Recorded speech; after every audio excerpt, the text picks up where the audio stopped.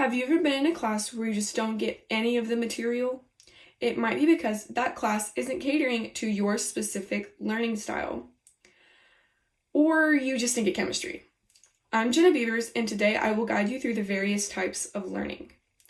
Learning styles, defined by Rita Dunn, who has written the book How to Implement Learning Styles, is defined by a way in which a student absorbs, processes, comprehends, and retains information.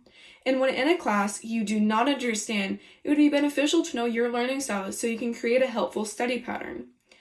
And Bright Hub Education says there are mainly 3 types: visual, auditory, and kinesthetic. First, a visual learner, as you might have guessed, likes to have things visualized. Bright Hub Education also says they like to have things in charts, graphs, maps, and just about anything they can see out. These learners are generally more creative. When taking notes, visual learners like to draw out the material, and instead of taking the time to write out what a graph means, they might just go ahead and draw the graph. Some techniques for visual learners from Kim Vong, who has been teaching for 15 years, is word association.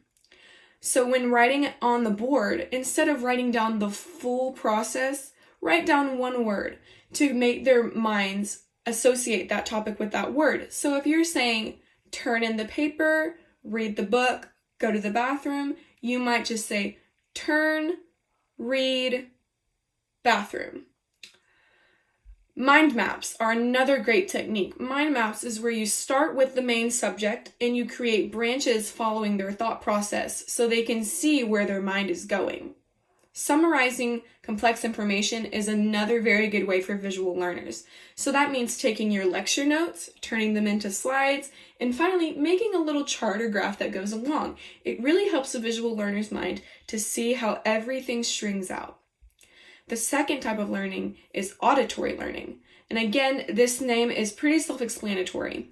Auditory learners absorb information best through hearing the material from, as Bright Hub puts it. These learners typically have a strong language and vocabulary. The note-taking habits of an auditory learner are close to none. They will write down little information during a lecture and maybe the occasional important date, but besides that, they mainly listen and memorize.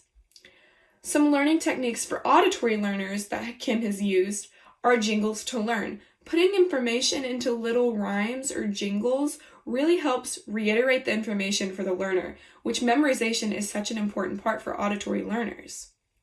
Flashcards, much like word association, lets the auditory learner associate one word with that topic. And I'm sure we're all familiar with flashcards for vocabulary, so we all understand. Group projects are another really good, strong learning source for auditory learners. They really like to hear other people's ideas and talk theirs out as well. And music while studying might be really beneficial to some auditory learners. It almost depends on the person on this one. But listening to music while studying might help an auditory learner focus in on the material. Finally, kinesthetic learning. Unlike our last two, you might not know what kinesthetic learning is just from the name alone. Bright Hub Education defines it as learning through touch. This type of learner is normally more in tune with their physical capabilities than most. They typically can have more hands-on jobs like chefs, welders, and mechanics. Kinesthetic note-taking can be more like visual or auditory. It just depends on the learner. Some learning techniques for kinesthetic learners are scavenger hunts, placing words around the room or math problems around the room with one solution leading to the next. Another good activity for them is whiteboards, putting a problem up onto the board and letting them solve it on a whiteboard and being tactile and showing you their answer. The last one is trash get ball. Trash get ball, you put the kids into groups and you see who can answer first. It's almost like a competition to see who can get the answer correct. And when you can tell if you are a visual, auditory, or kinesthetic learner, you can understand how you process and retain information.